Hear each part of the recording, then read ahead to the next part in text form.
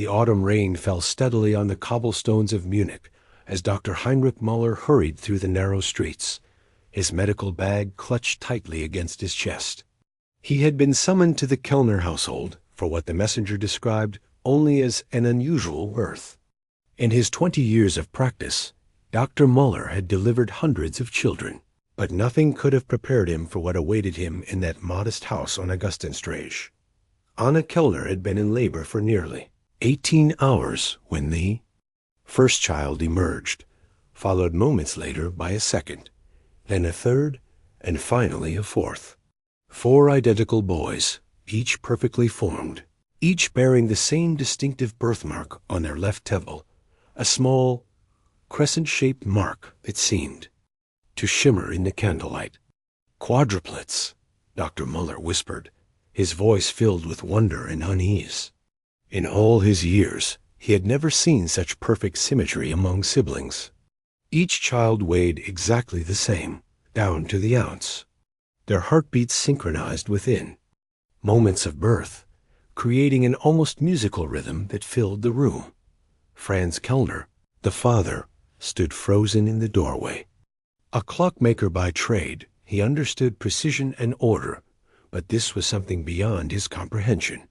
The boys didn't cry like normal infants. Instead, they made soft, harmonious sounds that seemed to complement each other, as if they were having a conversation only they could understand. The early years, as the Kellner quadruplets grew, their unusual nature became impossible to ignore. Wilhelm, Johann, Friedrich, and Gustav named for the 4 seasons developed at an identical pace. When Wilhelm took his first step, the other 3 followed within minutes. When Johann spoke his first word, his brothers echoed it simultaneously. Their movements became increasingly synchronized, as if they shared not just appearance, but a single consciousness divided among 4 bodies. The local physician, Dr. Müller, documented these phenomena with growing fascination and concern. The boys would often finish each other's sentences, not in the playful way of close siblings, but with the precision of a single mind speaking through multiple mouths. They ate the same amount at the same time, fell ill together, and recovered together. Most disturbing of all, if one brother was hurt, the others would cry out in pain, even when separated by rooms. Word of the Kellner quadruplets spread throughout Bavaria, and soon scholars and scientists from across Europe began requesting audiences with the family. Franz Kellner, overwhelmed by the attention and protective of his sons, allowed only a select few to observe them. Among these was Professor Ernst Zimmermann from the University of Munich, a man whose reputation in the emerging field of human psychology was both celebrated and controversial. The professor's interest. Professor Zimmermann arrived at the Kellner home on a gray February morning in 1858. The boys, now 5 years old, sat in perfect symmetry around their mother's kitchen table, their identical faces turned toward their visitor with unsettling uniformity. When Zimmermann spoke, all 4 boys tilted their heads at precisely the same angle, as if they were mirrors reflecting a single image. "Remarkable," Zimmermann murmured, pulling out his notebook. "Have you noticed any individual personalities emerging, or do they continue to act as one unit?" Anna Kellner's face tightened with worry. "They are good boys, Professor, but sometimes ... She paused, glancing at her sons who continued to watch Zimmermann with unblinking eyes. "Sometimes I feel as though I'm speaking to one person who simply has 4 bodies." Zimmermann spent 3 days with the family, conducting simple tests and observations. He discovered that the boys not only moved in unison, but seemed to share memories and experiences. Wilhelm could accurately describe a walk that only Johann had taken. Friedrich could recite lessons that only Gustav had heard. Most remarkably, when separated into different rooms and asked to draw pictures, they produced identical images down to the smallest detail dot. The professor's initial excitement, however, gradually gave way to unease. There was something in the boys' collective gaze that felt ancient, knowing in a way that children should not be. When they smiled, which they did in perfect unison, their expressions seemed to hold secrets that made Zimmermann's skin crawl. The academic world takes notice. Professor Zimmermann published his preliminary findings in the German Journal of Human Sciences, describing the Kellner quadruplets as a phenomenon that challenges our understanding of individual consciousness and human development.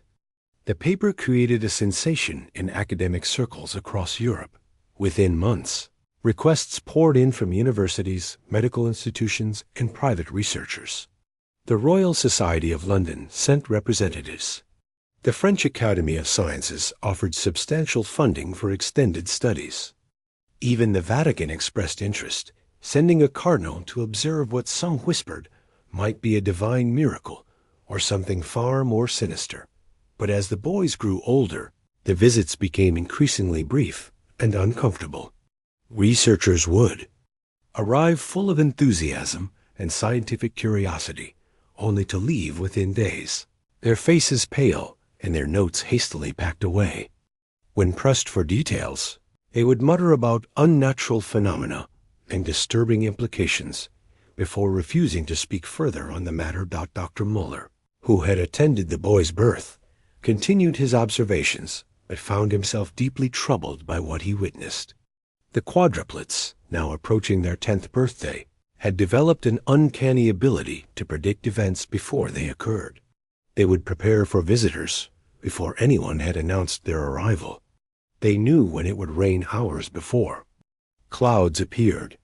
Most unsettling of all, they seemed to know things about the researchers themselves, personal details, family secrets, private fears that no child should have access to.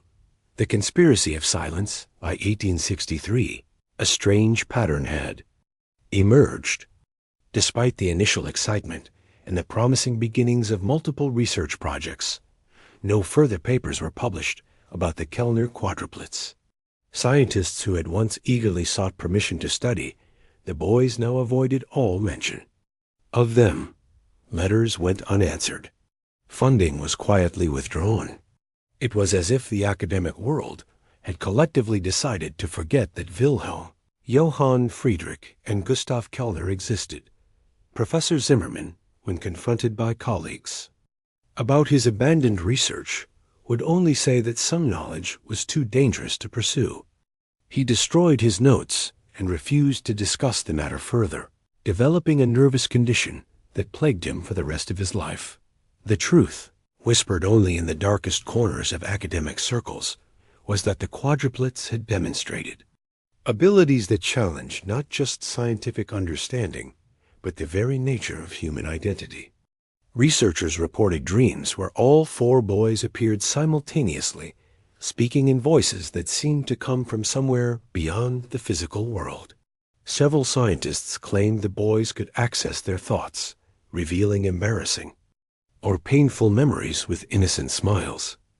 More disturbing still were the reports of researchers falling ill during their visits, experiencing symptoms that mirrored whatever ailments they had secretly worried about. One prominent anatomist from Berlin developed a mysterious tremor in his hands after spending time with the boys. A psychologist from Paris found herself unable to sleep, haunted by nightmares that felt more real than her waking hours. The families, Erden Franz and Anna Kellner, watched their sons grow into handsome young men. But the weight of their unusual nature took its toll on the entire family. The boys, now teenagers, had become increasingly isolated from the world outside their home. Other children feared them instinctively. Adults found their presence deeply unsettling. Even the local priest had stopped visiting, claiming that the boys' synchronized prayers created an unholy harmony that disturbed his soul. The quadruplets seemed aware of the effect they had on others, but showed no signs of distress about their isolation. They moved through their days with the same eerie coordination they had displayed since birth, speaking in their harmonious voices, sharing thoughts and experiences as naturally as breathing. Anna often wondered if her sons were truly happy, or if happiness, like everything else about them, was simply another shared experience that none of them could claim as individually their own. When she looked into their identical faces, she saw love and affection, but also something vast and unknowable that made her question whether the children she had raised were entirely human. The final entry Dr. Muller made his last entry about the Kellner quadruplets in his private journal on December 21, 1868. The boys were now 15 years old, and their abilities had grown more pronounced with age. They could finish conversations that others hadn't yet started. They knew the contents of letters before they were opened. Most remarkably, they seemed to exist partially outside the normal flow of time, occasionally referencing events that would happen days or weeks in the future. "I have come to believe," Dr. Muller wrote in his careful script, "that Wilhelm, Johann, Friedrich, and Gustav are not four separate individuals, but rather four manifestations of a single consciousness that exists beyond our understanding of human nature. They are, perhaps, what we might become if the boundaries that separate one mind from another were to dissolve completely."